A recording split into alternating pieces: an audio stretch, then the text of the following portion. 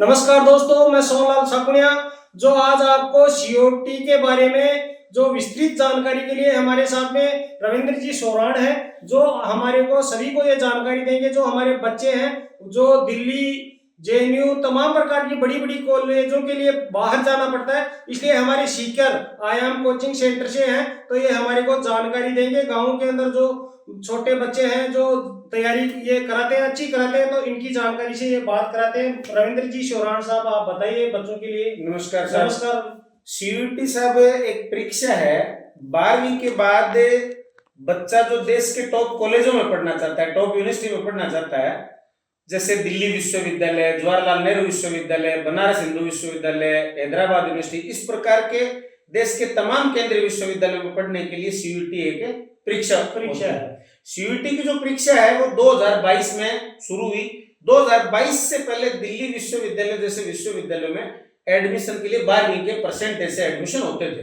जब 12वीं के परसेंटेज से एडमिशन होते थे तो दिल्ली यूनिवर्सिटी के कुछ कॉलेज तो ऐसे हैं, जैसे SRCC Shri Ram commerce college, उसकी मेरिट 100 पे बंद हो जाती थी और हमारे ग्रामीणों के बच्चों के 100 नंबर आते नहीं थे, तो इसलिए हमारे बच्चे कम जा पाते थे। लेकिन 2022 के बाद बच्चा 12वीं में 55% लाता है या 100% लाता है, सबको टेस्ट देना है, तो इससे सबसे ज्यादा फायदा जो है वो ग्रामीण देहात के बच्चों को होने लग गया। इस बार 2026 की जो सीयूटी की परीक्षा है, उस सीयूटी की परीक्षा के लिए अभी ऑनलाइन फॉर्म भरे जा रहे हैं, जिसकी लास्ट डेट 30 जनवरी है। जो बच्चा अभी फॉर्म भरेगा उनका 11 मई से 31 मई के बीच में एक टेस्ट होगा। सीयूटी की जो परीक्षा है उसमें टोटल 5 पेपर बच्चा दे सकता है। 5 पेपर में एक तो बच्चे को भाषा का पेपर देना है, हिंदी या अंग्रेजी कोई भी भाषा हो। उसके बाद 3 उसके जो ऑप्शनल सब्जेक्ट हैं, जो बच्चे ने फिजिक्स केमिस्ट्री मैथ्स है, फिजिक्स केमिस्ट्री बायो है, हिस्ट्री ज्योग्राफी पॉलिटिकल साइंस है या इकोनॉमिक्स अकाउंट्स बिजनेस है, उन तीनों का पेपर देना है। तो 4 पेपर हो गए। 5वां पेपर है जनरल टेस्ट। इनके बाद बच्चा जो है वो सीयूटी के थ्रू जितने भी कॉलेज है उनमें जाने के लिए योग्य होता है, एलिजिबल होता है।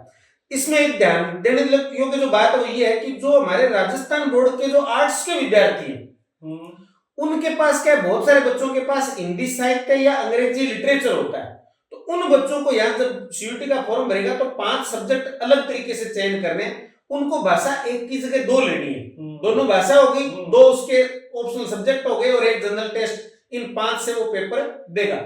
इसके बाद जब मई में वो पेपर देगा, पेपर के 1 महीने बाद लगभग रिजल्ट आ जाता है।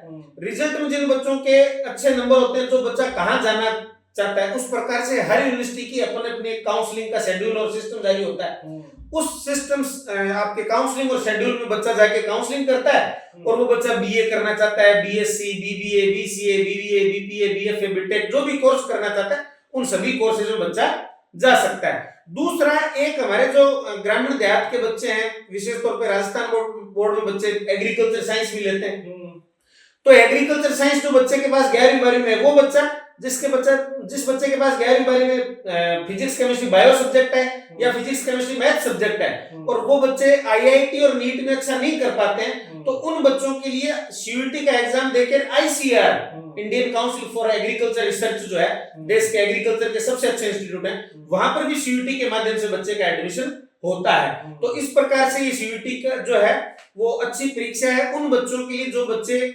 देश के टॉप केंद्रीय विश्वविद्यालय में पढ़ना चाहते हैं, जहां बच्चों की फीस नाममात्र लगती है, बच्चों को सामने से छात्रवृत्ति भी मिलती है। जैसे जेएनयू की बात आप कर रहे थे, जवाहरलाल नेहरू विश्वविद्यालय में पढ़ाई के नाम के 1 साल के मात्र 283 रुपए फीस है और प्रत्येक बच्चे को, जिसके मम्मी पापा अगर सरकारी सेवाओं में नहीं है, तो उस बच्चे को 2000 रुपए महीने की छात्रवृत्ति सामने से मिलती है। जेएनयू, जिसको देश का आईएएस फैक्ट्री कहा जाता है, तो इस प्रकार की जगह पे बच्चा परीक्षा देकर जा सकता है। तो हमारे जो ग्रामीण देहात के बच्चे हैं उन बच्चों को, क्योंकि पहले केवल बड़े शहरों के बच्चे वहां जा पाते थे, आजकल ग्रामीण देहात के बच्चे भी ये परीक्षाएं दे रहे हैं, तो अच्छी अपॉर्चुनिटी एक बच्चों के पास एक आई है सीयूटी के माध्यम से। मैं आपसे रविंद्र जी एक बात पूछना चाहता हूँ, मेरे एक सवाल उठ रहा है। जी सर। आप जो आयाम कोचिंग सेंटर से हो, तो बच्चा सीयूटी आपके आयाम कोचिंग सेंटर से क्यों करे?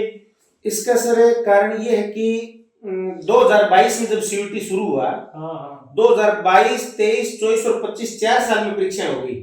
चारों साल में ऑल इंडिया फर्स्ट रैंक जो है वो लगातार आयाम के विद्यार्थियों ने अर्जित की है। दूसरी बात, 2025 में और ऑल इंडिया की ओबीसी कैटेगरी की फर्स्ट रैंक डीडवाना के Niharika Chaudhary, all India SC category की फर्स्ट रैंक पीलीभंगा का भीमसेन, और ऑल इंडिया एसटी कैटेगरी की फर्स्ट रैंक नीमका थाना की पायल मीणा, यानी तीनों कैटेगरी में फर्स्ट रैंक बच्चों ने हासिल की है। इसके साथ साथ यहाँ जो बच्चे तैयारी करने आते हैं सीयूटी के आयाम में, उनमें से लगभग 95% बच्चे, और जो उनकी इच्छा होती है जिस यूनिवर्सिटी की, उस यूनिवर्सिटी में उन बच्चों को अपनी तैयारी के माध्यम से एडमिशन मिल जाता है। तो हमारी टीम जो है, उस टीम में ज्यादातर वो लोग हैं जिन बच्चों ने इन विश्वविद्यालयों से पढ़ाई की और अब यहाँ पे अध्यापन का कार्य कर रहे हैं। तो वो पर्सनल मॉनिटरिंग बहुत अच्छी करते हैं, काउंसलिंग बहुत अच्छी करते हैं, बच्चे को उसी के लिए तैयार करते हैं जिस चीज के लिए बच्चा बना होता है। तो उस बच्चे की पर्सनल और करियर काउंसलिंग भी हम लोग जो है अच्छी करते हैं। इस वजह से आयाम के रिजल्ट्स बहुत अच्छे हैं। इसलिए जो बच्चा आयाम में आता है उसके लिए मैं श्योरिटी दे सकता हूँ कि ज्यादातर बच्चे 95% बच्चे जो हैं वो सिलेक्ट होंगे। इसलिए बच्चे को आयाम में आना चाहिए। बहुत बहुत धन्यवाद जानकारी देने के लिए आपको ठीक सर। रविंद्र जी सोरान साहब। ठीक सर। और सभी दोस्तों से मेरा निवेदन है कि इस शिक्षा के मामले में सभी ज्यादा से ज्यादा शेयर करें, और ये जानकारी आयाम कोचिंग सेंटर से है, बहुत ही बढ़िया आदमी है। धन्यवाद।